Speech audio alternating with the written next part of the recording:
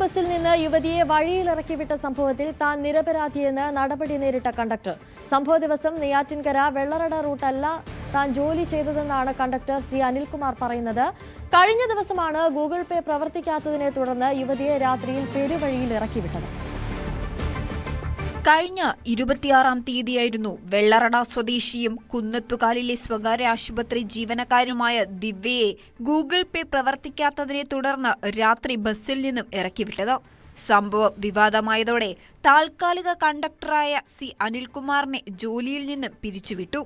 എന്നാൽ ഇപ്പോൾ സംഭവം നടന്ന ബസ്സിലെ കണ്ടക്ടർ താനായിരുന്നില്ല എന്നാണ് അനിൽകുമാർ പറയുന്നത്. നെയ്യാറ്റിൻകര വെള്ളറട ബസ്സിലാണ് യാത്രക്കാരിയെ ഇറക്കിവിട്ട പരാതി ഉയർന്നത്. അന്നേ ദിവസം താൻ പാറശാല വെള്ളറട സർവീസിലാണ് ഡ്യൂട്ടി ചെയ്തിരുന്നത് എന്നാണ് അനിൽകുമാർ അവകാശപ്പെടുന്നത്. നമ്മളെ വണ്ടി കൂനമ്പനെ നമ്മളെ വണ്ടി പോവില്ല. അപ്പൊ ഇവര് കൂനമ്പന എന്നുള്ള സ്ഥലം വണ്ടി പോവില്ല. അങ്ങനെ ഒരു പേരും പറഞ്ഞാണ് ഈ വിഷയം എടുത്തിട്ടത്. നമ്മള് 8:30 കളയുന്നാണ് വെള്ളടയിലോട്ട് വന്നത്. ഈ കൊച്ചു പറയുന്നത് കൂനമ്പന കയറിയെന്നാണ്. അപ്പൊ കൂനമ്പന നമ്മളെ ബസ് പോവില്ല. കൂടാതെ ദിവ്യ ബസ് കയറിയെന്ന് പറയുന്ന കൂനമ്പാനിയിലേക്ക് പാറശാലയിൽ നിന്നും പുറപ്പെടുന്ന വണ്ടി പോകില്ല എന്നും അനിൽകുമാർ ഉറപ്പിച്ചു പറയുന്നു. ഈ വിവാദങ്ങൾ ശരിയാണെങ്കിൽ കൃത്യമായ അന്വേഷണം നടത്താതെയാണ് KSRTCയുടെ നടപടി എന്ന് വിലയിരുത്തേണ്ടി വരും. പരാതി പ്രകാരം രാത്രി 8:30 ജോലി കഴിഞ്ഞ് ദിവ്യ കൂനമ്പാനയിൽ നിന്നും ബസ് കയറി. ഗൂഗിൾ പേ പ്രവർത്തിക്കാത്തത് കാരണം 18 രൂപ ടിക്കറ്റ് എടുക്കാൻ കഴിഞ്ഞില്ല.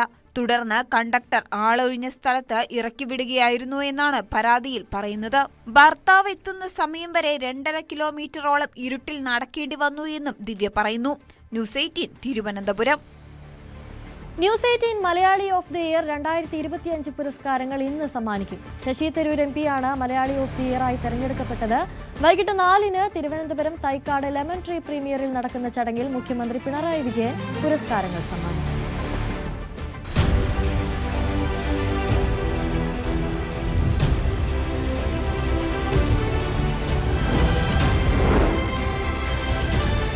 മലയാളി സമൂഹത്തിന്റെ വിവിധ മേഖലകളിൽ കയ്യൊപ്പ് ചാർത്തിയവരെയാണ് news 18 Malayali of the year പുരസ്കാരങ്ങൾ നൽകി ആദരിക്കുന്നത്.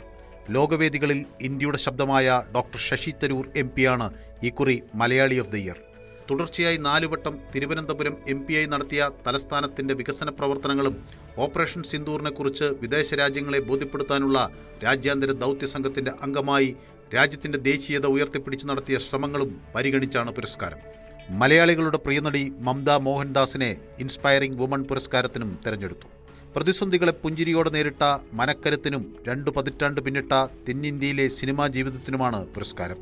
വയനാട് മുണ്ടക്കൈ ചൂരൽമല ഉരുൾപൊട്ടൽ ദുരന്തത്തിൽ ദുരിതാശ്വാസം കാര്യക്ഷമമായ രീതിയിൽ നടത്തുകയും പുനരധിവാസം ലോകോത്തര നിലവാരത്തിൽ നടപ്പാക്കുകയും ചെയ്ത ക്രൈസിസ് മാനേജ്മെന്റ് മികവിന് റവന്യൂ മന്ത്രി K രാജനെയും പുരസ്കാരം നൽകി ആദരിക്കും.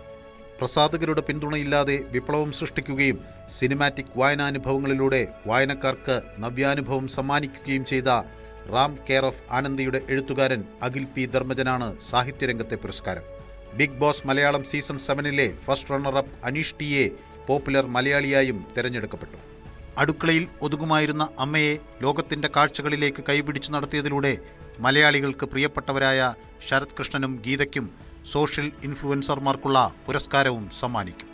ഗൾഫിലെയും കേരളത്തിലെയും പ്രമുഖ ബ്രാൻഡുകളായ സദേൺ ഫ്രൈഡ് ചിക്കൻ്റെയും മുരളിയയുടെയും സ്ഥാപകനും സാമൂഹിക പ്രവർത്തന രംഗത്ത് 3 പതിറ്റാണ്ടായി ജീവിതം സമർപ്പിച്ചിരിക്കുകയും ചെയ്യുന്ന K മുരളീധരൻ മാതൃകാ മലയാളിയായും ആദരിക്കപ്പെടും. ബിസിനസ് രംഗത്ത് സ്വന്തം വ്യക്തിമുദ്ര പതിപ്പിച്ച പിട്ടാപ്പിള്ളിൽ ഏജൻസി സ്ഥാപകൻ പോൾ പിട്ടാപ്പിള്ളിലിനെ business legend, Ponkathir food managing director Bijoy PR-നെ emerging businessman, Atlas Maharani group managing director Riyas VA യുവസംരംഭകനായും പുരസ്കാരങ്ങൾക്ക് തെരഞ്ഞെടുത്തു.